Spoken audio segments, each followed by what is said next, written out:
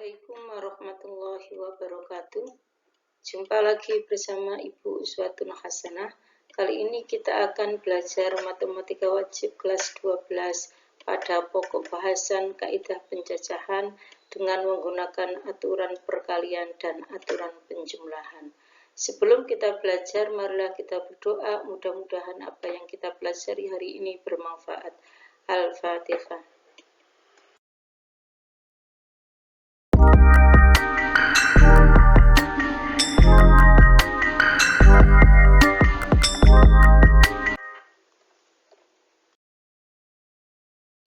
Kaidah penjajahan. Aturan perkalian.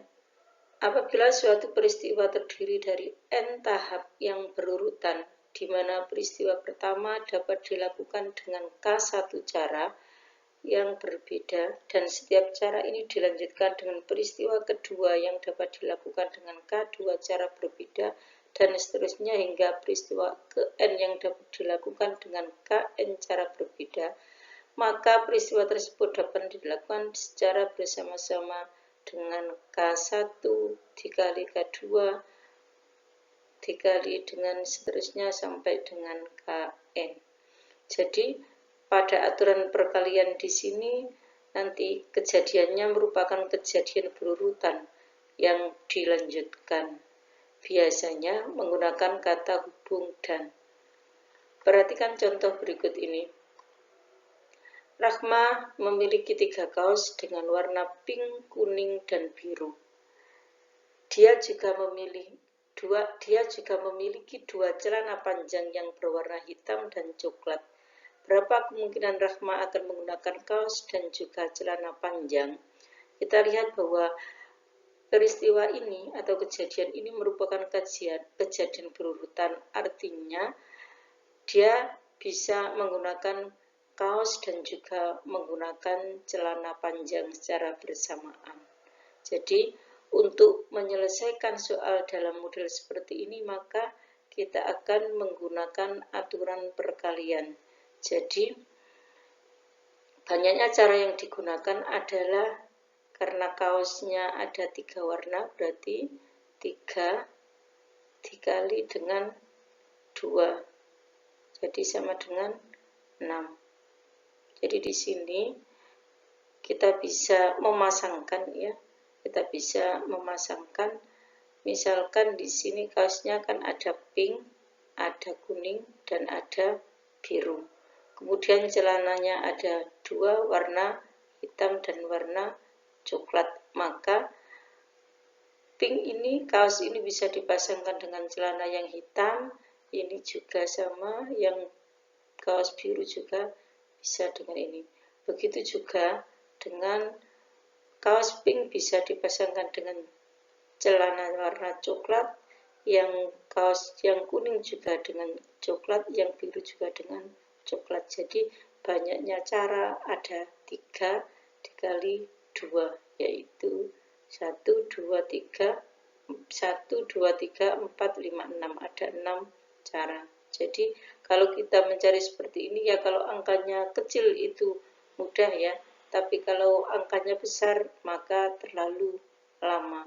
Jadi nanti kalau ada peristiwa atau kejadian yang sekiranya berurutan atau dilanjutkan, maka cukup menggunakan aturan perkalian. Ya, mudah bukan ya? Jadi banyaknya cara ada 6. Sama dengan 6.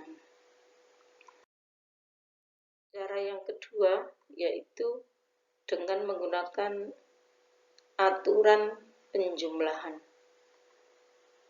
Kapan kita akan menggunakan aturan penjumlahan? Ya, apabila suatu peristiwa terdiri dari n tahapan yang saling lepas, di mana peristiwa pertama dapat dilakukan dengan K1 cara yang berbeda, peristiwa kedua dapat dilakukan dengan K2 cara berbeda, dan seterusnya hingga peristiwa ke N yang dapat dilakukan dengan Kn cara berbeda. Maka total peristiwa tersebut adalah K1 ditambah K2 ditambah dan seterusnya ditambah dengan Kn cara yang berbeda.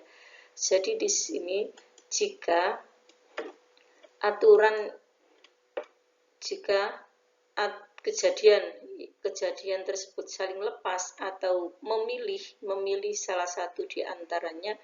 Kalau dalam kata hubung biasanya menggunakan atau, maka ini kita akan menggunakan aturan penjumlahan. Perhatikan contoh berikut ini. Aji memiliki 3 sepeda ontel, 2 mobil, dan 5 sepeda motor. Berapa kemungkinan cara Aji akan mengendarainya? Jadi, dari kendaraan yang didapat ini, kan tidak mungkin Aji akan memakai secara bersamaan. Ya. Jadi, dia hanya bisa memakai salah satu di antara kendaraan yang ada, yaitu sepeda ontel, mobil, atau sepeda motor. Ya. Jadi, biasanya menggunakan bahasanya itu memilih, ya. Jadi memilih. Kalau memilih berarti kita menggunakan aturan penjumlahan. Jadi di sini mudah didapat, ya. Jadi dia akan menggunakan sepeda atau mobil atau sepeda motor, karena sepedanya itu ada 3, kemudian mobilnya ada 2, sepeda motornya ada 5. Jadi 3 kemungkinan atau 2 kemungkinan atau 5, berarti hasilnya adalah 3 tambah 2, 5 ditambah 5 sama dengan 10. Jadi ada 10 cara.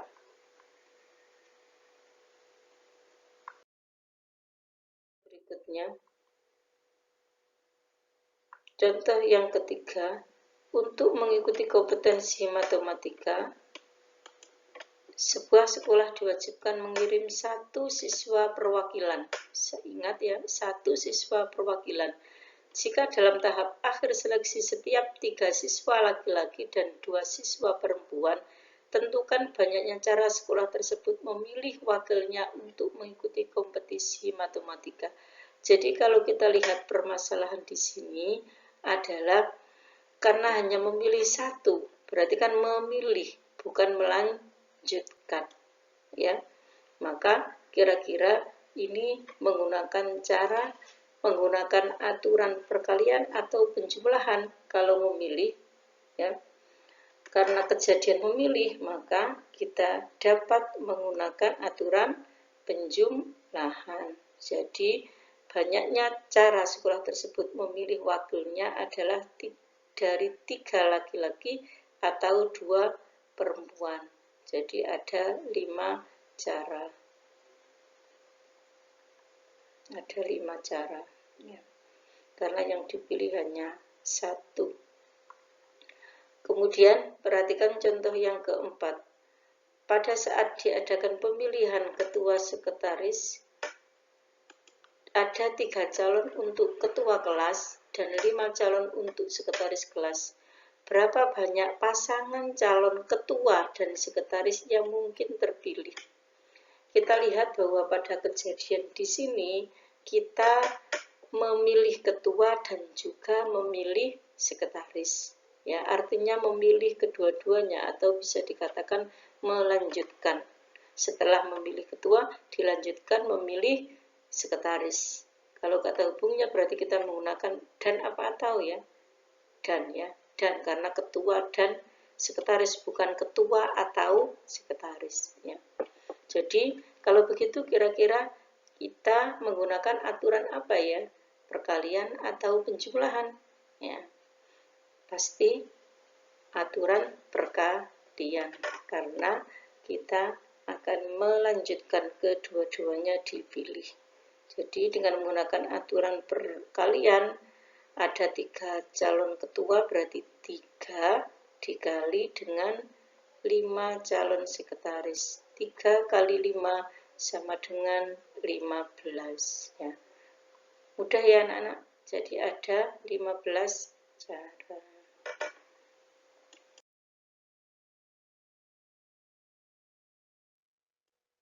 Untuk memahami materi pada kali ini, mari kita berlatih mengerjakan latihan mulai dari nomor 1 sampai dengan nomor 5. Silakan dicoba, jika ada permasalahan bisa bertanya. Demikian pembahasan materi pada video kali ini. Mudah-mudahan apa yang kita pelajari kali ini bermanfaat. Selamat belajar, semoga sukses. Sekian, Assalamualaikum warahmatullahi wabarakatuh.